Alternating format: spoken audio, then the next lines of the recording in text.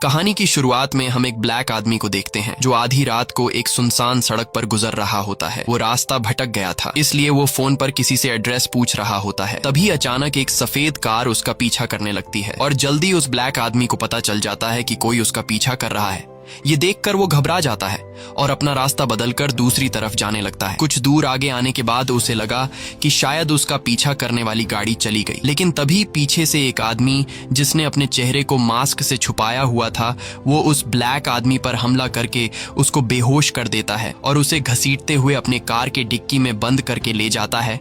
अब यहाँ scene cut होता है और हम एक दूसरे ब्लैक आदमी को देखते हैं जिसका नाम क्रिस है। वहीं हम क्रिस की गर्लफ्रेंड रोज को देखते हैं। इन दोनों की जोड़ी बिल्कुल भी मैच नहीं हो रही थी क्योंकि क्रिस ब्लैक था और रोज व्हाइट, लेकिन कलर में चेंजिंग होने के बावजूद भी ये दोनों एक दूसरे से बहुत ज्यादा प्यार करते थे। रोज को क्रिस की काफी ज्यादा फिक्र थी और वो क्रिस से कहती है कि तुम मेरे पहले बॉयफ्रेंड हो, लेकिन क्रिस आज थोड़ा नर्वस है क्योंकि वो रोज के पेरेंट्स से पहली बार मिलने जाने वाला है। दरअसल रोज के पेरेंट्स जिस शहर में रहते हैं वहाँ के लोग ब्लैक लोगों से नफरत करते हैं और रोज ने अपने घर वालों को ये नहीं बताया है कि उसका बॉयफ्रेंड ब्लैक है। क्रिस अपनी गर्लफ्रेंड रोज से कहता है कि तुमने अपने पेरेंट्स को बताया भी है कि मैं एक ब्लैक हूँ। तब रोज उसे समझाती है कि मेरे पेरेंट्स काफी पढ़े लिखे हैं और उन्हें इंसान के कलर या जाति से कोई फर्क नहीं पड़ता। इसके बाद यह दोनों गाड़ी में बैठकर निकल पड़ते हैं। रास्ते में क्रिस स्मोक करने की कोशिश करता है, तब रोज उसकी सिगरेट बाहर फेंक देती है क्योंकि यह सेहत के लिए अच्छी चीज नहीं थी। कुछ दूर आगे जाने के बाद क्रिस अपने दोस्त रॉड को कॉल करता है जो कि एक डिटेक्टिव है। क्रिस उसे बताता है कि मैं रोज के पेरेंट्स से मिलने जा रहा हूँ, जिस दौरान मुझे वहाँ कुछ दिन गुजारने पड़ेंगे, इसलिए तुम मेरे कुत्ते का ख्याल रखना। डिटेक्टिव मजाक में क्रिस से कहता है कि गोरी लड़की के साथ उसके घर अकेले मत जाओ, क्या पता उसने तुम्हारे लिए कोई जाल बिछाया हो। ये सुनकर क्रिस मुस्कुराता है और फोन काट देता है। अब ये दोनों सफर को एंजॉय करते हुए बातचीत करने लगते हैं और तभी अचानक एक हिरन इनकी कार के सामने आ जाती है और कार के टकराने से उसकी मौत हो जाती है। अब ये लोग एक पुलिस वाले को कॉल करके यहाँ बुलाते हैं और पुलिस वाला क्रिस से उसकी लाइसेंस आईडी मांगता है, जिस पर रोज भड़क जाती है क्योंकि ड्राइव तो रोज कर रही थी और पुलिस क्रिस से आईडी सिर्फ इसलिए मांग रहा है क्योंकि वो ब्लैक है। क्रिस जब देखता है कि रोज को मेरी इतनी फिक्र है तो उसका रोज के लिए प्यार और भी ज्यादा बढ़ जाता है। इसके बाद यह दोनों गाड़ी में बैठकर घर की तरफ रवाना हो जाते हैं और कुछ ही देर बाद यह लोग घर पहुंच जाते हैं जहां दरवाजे पर ही रोज के पिता और उसकी मॉम क्रिस के स्वागत के लिए खड़ी होती है। ये सब देखकर क्रिस काफी खुश होता है क्योंकि पहले तो उससे लग रहा था कि रोज के पेरेंट्स एक ब्लैक आदमी को देखकर रोज का उससे ब्रेकअप करवा लेंगे, लेकिन रोज के पेरेंट्स को ब्लैक लोग काफी पसंद थे और यहाँ तक कि रोज का फादर कहता है कि अगर मेरे बस में होता तो मैं अमेरिका का प्रेसिडेंट फिर से बैरक ओबामा को बनाता। क्रिस यहाँ रोज के पिता डीन को रास्ते में होने वाले एक्सीडेंट के बारे में बताता है। तब डीन कहता है कि तुमने हिरन को मारकर अच्छा ही किया क्योंकि हिरन की तादाद दिन पर दिन बढ़ती जा रही है।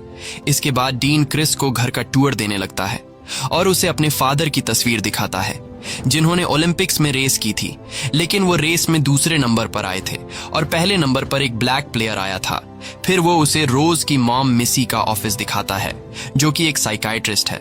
साथ ही डीन क्रिस से कहता है कि मैं खुद भी एक न्यूरोसर्जन हूँ। वहीं बातें करते हुए जब ये लोग बाहर गार्डन में आते हैं तब क्रिस इस घर के नौकर वॉल्टर को देखता है और इस घर की कुक जॉर्जिना को देखता है जो कि दोनों ब्लैक हैं। अब इससे पहले कि क्रिस सोचे कि इन गोरों की फैमिली ने जानबूझकर ब्लैक्स को नौकर रखा हुआ है, तभी डीन बताता है कि इन दोनों को रोज के दादा और दादी की देखभाल करने के लिए रखा गया था और जब दादा दादी की डेथ हुई तो मैंने इन दोनों को जॉब से नहीं निकाला बल्कि उन्हें भी अपने परिवार का हिस्सा बना लिया। यह सुनकर क्रिस को काफी अच्छा लगता है और मन ही मन क्रिस सोचता है कि यह लोग कितने नेक दिल हैं। यहाँ हम ऑडियंस देखते हैं कि रोज की फैमिली हद से ज्यादा क्रिस के साथ अच्छे से पेश आ रही है। इसके बाद यह पूरी फैमिली ड्रिंक के लिए टेबल पर बैठती है। तब घर की नौकरानी जॉर्जिना क्रिस के ग्लास में ड्रिंक भरने लगती है, लेकिन ग्लास में ड्रिंक भरते हुए वो सोच में चली जाती है और क्रिस के ग्लास में ड्रिंक फुल होने के बावजूद भी वो शराब डालती जा रही होती है। ये देखकर क्रिस को कुछ अजीब लगता है। तब रोज की मॉम मिसी जॉर्जिना को जाकर आराम करने के लिए बोलती है। इसके बाद डीन क्रिस से उसके पेरेंट्स के बारे में पूछता है। तब क्रिस बताता है कि जब वो छोटा था तब उसकी मॉम एक कार एक्सीडेंट में मारी गई थी और मेरे फादर ने दूसरी शादी कर ली और अब मैं अकेला रहता हूँ। ये सुनकर डीन के चेहरे पर हमें खुशी नजर आती है और वह समझ जाता है कि क्रिस अब इस दुनिया में अकेला है और पीछे उसका कोई भी पूछने वाला नहीं। तब डीन क्रिस से पूछता है कि क्या तुम सिगरेट पीते हो, जिस पर क्रिस कहता है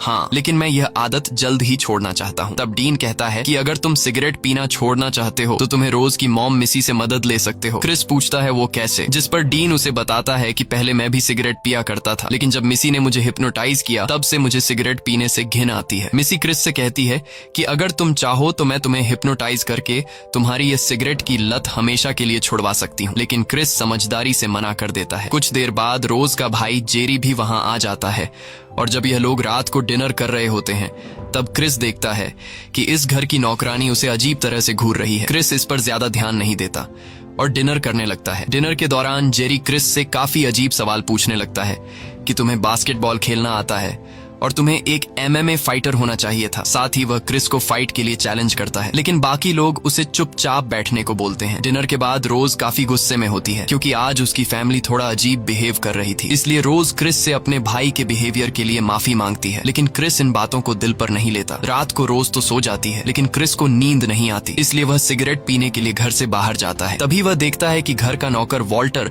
बहुत तेजी से भागता हुआ उसकी तरफ आता है और मुड़कर दूसरी तरफ चला जाता है। वही क्रिस जब अपनी नजर घर की तरफ घुमाता है तब वह देखता है कि घर की नौकरानी भी जागी हुई है, जो उसे काफी अजीब नजरों से घूरती जा रही है। ये सब देखकर क्रिस घबरा जाता है और सीधा वापस घर के अंदर चला जाता है। घर के अंदर जाते ही अचानक मिसी लाइट ऑन करके क्रिस से कहती है, तुम जानते भी हो कि सिगरेट सेहत के लिए अच्छी नहीं है। वह क्रिस को अपने पास बुलाकर कहती है कि आओ आज मैं तुम्हारी ये सिगरेट की आदत छुड़ा दूं। क्रिस मिसी की बातों को हल्के में लेकर उसके सामने बैठ जाता है और सोचता है कि जो आदत मैं पिछले कई सालों से छोड़ने की कोशिश कर रहा हूँ, वह इतनी आसानी से यह औरत मुझसे कैसे छुड़ा पाएगी। मिसी के हाथ में एक कप और चम्मच थी जिसे वह लगातार घुमाए जा रही थी। अब मिसी क्रिस से उस रात के बारे में पूछती है जब उसकी मॉम की मौत हुई थी। क्रिस को उस बारे में कोई भी बात नहीं करनी थी, लेकिन जैसे ही मिसी चम्मच को कप में तेजी से घुमाती है तब क्रिस उसे जवाब देने लगता है और जो मिसी पूछती है क्रिस ना चाहते हुए भी चुपचाप उसका जवाब दे देता है। असल में क्रिस को पता भी नहीं चलता और मिसी सिर्फ चम्मच की आवाज से क्रिस को हिप्नोटाइज कर लेती है। क्रिस को भी कुछ समझ नहीं आ रहा होता कि उसके साथ यह क्या हो रहा है और कुछ ही देर बाद मिसी क्रिस को पूरी तरह से कंट्रोल करके उसे एक संकन प्लेस में भेज देती है। अब इस कंडीशन में क्रिस अपनी बॉडी से पूरा कंट्रोल खो देता है और पैरालाइज हो जाता है। वह मिसी की बातें सुन और देख तो पा रहा था, लेकिन बोल या हिल नहीं सकता था और धीरे धीरे वो एक अंधेरी दुनिया में जाने लगता है। अगली सुबह एक झटके से क्रिस की आंखें खुलती हैं। तब वो अपने आसपास नजर घुमाता है और वो देखता है कि यह तो उसका अपना ही रूम है, जिसे देखकर वो समझ जाता है कि यह एक बुरा सपना था। इसके बाद क्रिस अपने मोबाइल को चार्जिंग पर लगाकर जंगल में फोटो शूट के लिए चला जाता है और जब वो वापस आता है तो वह देखता है कि घर की नौकरानी जॉर्जिना आईने में खुद को संवार रही है। ये देखकर क्रिस जल्दी से अपना कैमरा निकालकर उसकी फोटो लेने लगता है, लेकिन पलक झपकते ही जॉर्जिना कहीं गायब हो जाती है। वहीं पास में घर का माली वॉल्टर लकड़ियां काट रहा होता है। तब क्रिस सीधा उसके पास जाता है और उससे बातें करने लगता है, लेकिन वॉल्टर काफी अजीब तरह से बातें करता है। मतलब वह जवान होकर भी किसी बूढ़े आदमी की तरह बातें कर रहा था। वह क्रिस से कहता है कि मैं कल तुम्हें डराना नहीं चाहता था, लेकिन वो टाइम मेरा एक्सरसाइज करने का था। इसके बाद वह क्रिस से पूछता है कि तुम्हारा मिसी के साथ हिप्नोटाइज का सेशन कैसा रहा। ये सुनकर क्रिस को झटका लगता है और क्रिस समझ जाता है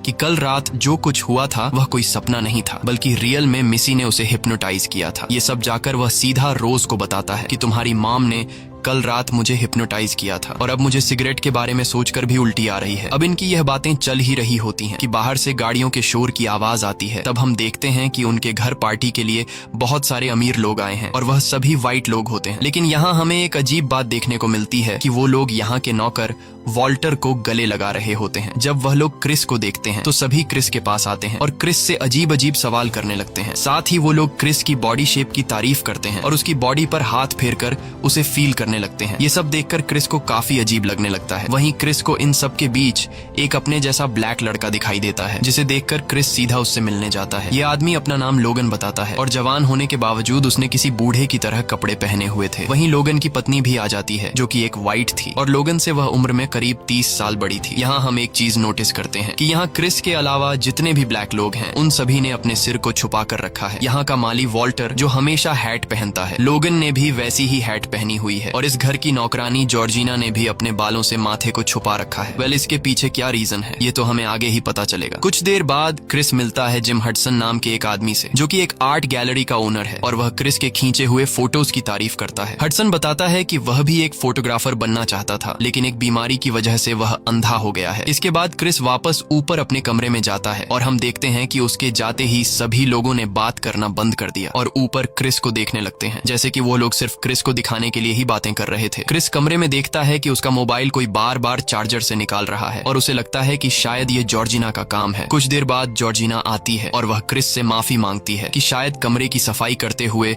मुझसे गलती से तुम्हारे मोबाइल का चार्जिंग केबल निकल गया। क्रिस कहता है कोई बात नहीं और मैंने तुम्हारी शिकायत नहीं की। अब क्रिस को लगता है कि जॉर्जिना भी एक ब्लैक है, इसलिए वह उसे अपने मन की बात बताते हुए कहता है कि मुझे इन व्हाइट लोगों के बीच रहने में डर लग रहा है। ये सुनते ही जॉर्जिना को कुछ अजीब सा होने लगता है और ऐसा लगता है जैसे वह क्रिस को कुछ बताना चाहती है, लेकिन वह बता नहीं पा रही होती है। वह कहती है कि तुम डरो मत, यह परिवार बहुत ही अच्छा है और हमारा बहुत ही अच्छा ख्याल रखते हैं। ये सब कहते हुए वह हंसने लगती है, लेकिन हम देखते हैं कि हंसते दौरान उसकी आंखों से आंसू निकल रहे हैं। यह सब देखकर क्रिस को लगता है कि शायद जॉर्जिना की दिमागी हालत ठीक नहीं है। थोड़ी देर बाद क्रिस अपने दोस्त डिटेक्टिव को कॉल करके उसे सब कुछ बता देता है कि कैसे रात को उसे हिप्नोटाइज किया गया था और कैसे यहाँ के सभी ब्लैक लोग बूढ़े लोगों की तरह बिहेव कर रहे हैं। ये सुनते ही डिटेक्टिव क्रिस को वहाँ से निकल जाने को बोलता है। वो कहता है कि ये गोरे लोग तुम्हें हिप्नोटाइज करके अपना गुलाम बना लेंगे, इसलिए जल्दी वहाँ से निकल जाओ। लेकिन क्रिस उस बात को ज्यादा सीरियसली नहीं लेता और बाहर जाकर गोरे लोगों के साथ पार्टी में शामिल हो जाता है। यहाँ क्रिस चुपचाप अपने मोबाइल से लोगन की फोटो लेने लगता है, लेकिन फोटो लेने के समय उसके मोबाइल की टॉर्च ऑन हो जाती है और फ्लैश के कारण लोगन को कुछ हो जाता है। उसके नाक से खून निकलने लगता है और वो गुस्से में क्रिस पर हमला कर देता है। हमले के दौरान वो बार बार क्रिस से कहता है कि यहाँ से भाग जाओ,